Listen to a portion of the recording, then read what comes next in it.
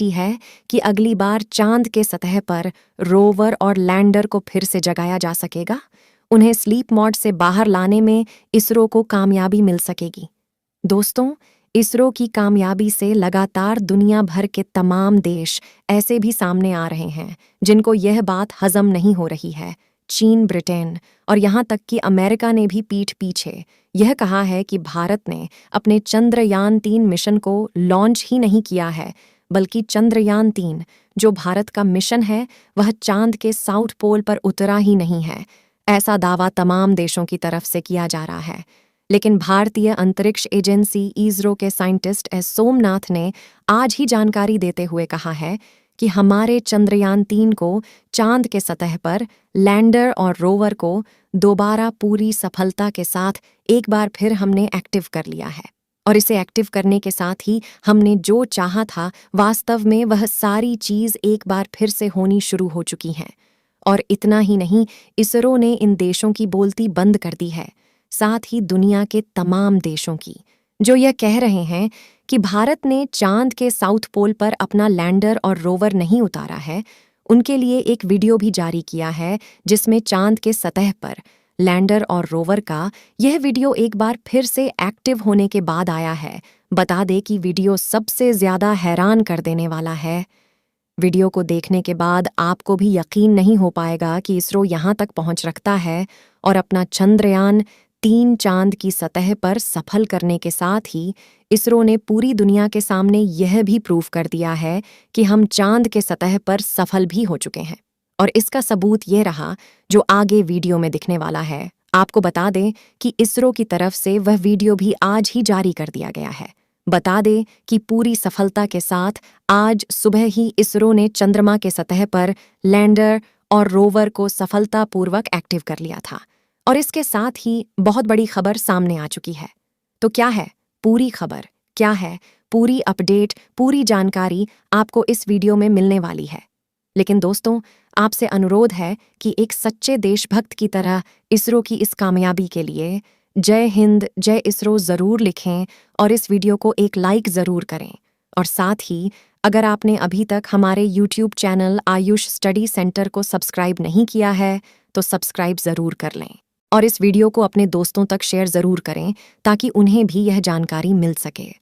बता दें कि भारत का चंद्रयान-3 चांद के सतह पर एक लूनर नाइट खत्म होने के साथ ही एक्टिव हो जाना चाहिए था। लेकिन इसरो ने बताया कि चांद की सतह पर हमने रोवर को कुछ इस तरह से मॉडिफाई किया था कि वह चांद की सतह पर 14 दिनों तक बखूबी कार्य कर सके, लेकिन उसे चांद के इस -200 डिग्री टेम्परेचर तक झेलने की क्षमता के हिसाब से नहीं डेवलप किया गया था।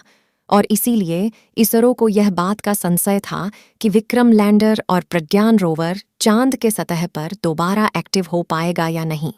लेकिन जब दुनिया के तमाम देशों ने इस बात पर ही उंगली उठाना शुरू कर दिया कि इसरो ने चांद के सतह पर वास्तव में सफलतापूर्वक लैंडिंग की ही नहीं है, बल्कि पाकिस्तान ने तो यहाँ तक कह दिया है कि जो इसरो ने वीडियो दिखाया है चांद का, वह वीडियो गेम का एक वीडियो है जिसको कट करके इसरो ने पूरी दुनिया के सामने दिखा दिया है और इसरो ने चांद के सतह पर सफलतापूर्वक लैंडिंग नहीं की है। लेकिन हमें इस बात से कोई फर्क नहीं पड़ता, क्योंकि पाकिस्तान वह देश है जो आज तक कभी धरती से बाहर तो जा नहीं सका है खुद भी, और उसे क्या पता अंतरिक्ष की दुनिया क्या होती है और कितनी मेहनत और कितनी लगन के बाद इस तरह की कामयाबी हाथ लगती है। तो दोस्तों, भारत के चंद्रयान-3 को लेकर चीन ने भी बहुत बड़ा सवाल उठाया है।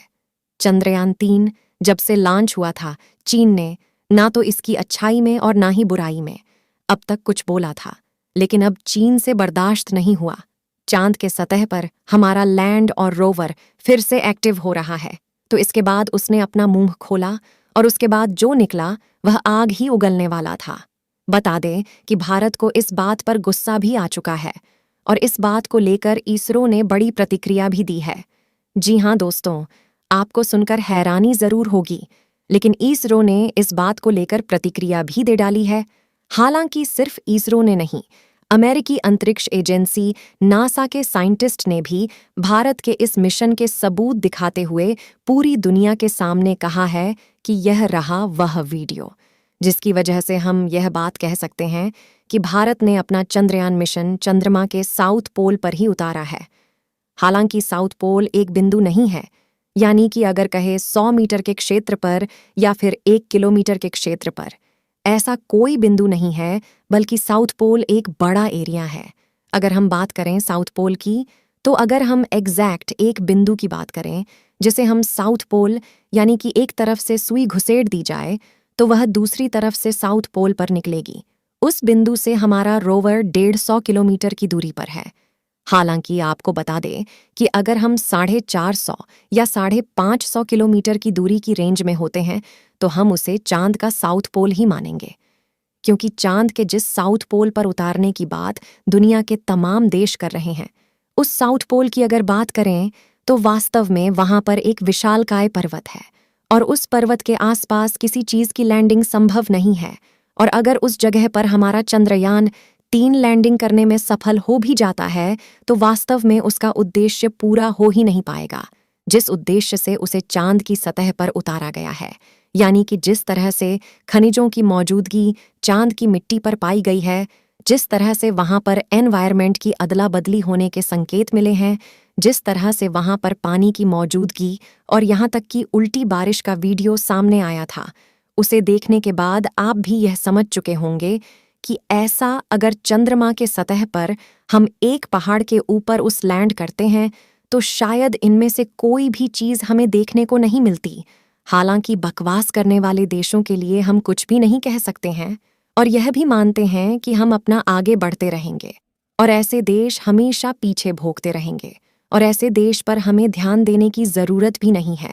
दोस्तों, जो किसी न किसी की मेहनत को लेकर के कुछ ऐसा बकवास करते रहते हैं, अब आप इस बात से अंदाजा लगा सकते हैं कि भारत ने चांद के सतह पर चंद्रयान 3 को उतारने के लिए कितनी मेहनत की होगी। जब रूस ने अपने लूना 25 मिशन को उतारने की कोशिश की थी तो वह क्रैश हो गया। जब जापान ने अपने मिशन को उतारने की कोशिश की तो वह भी क्रैश हो गया। और यह घटना कोई ज्यादा दूर की नहीं है।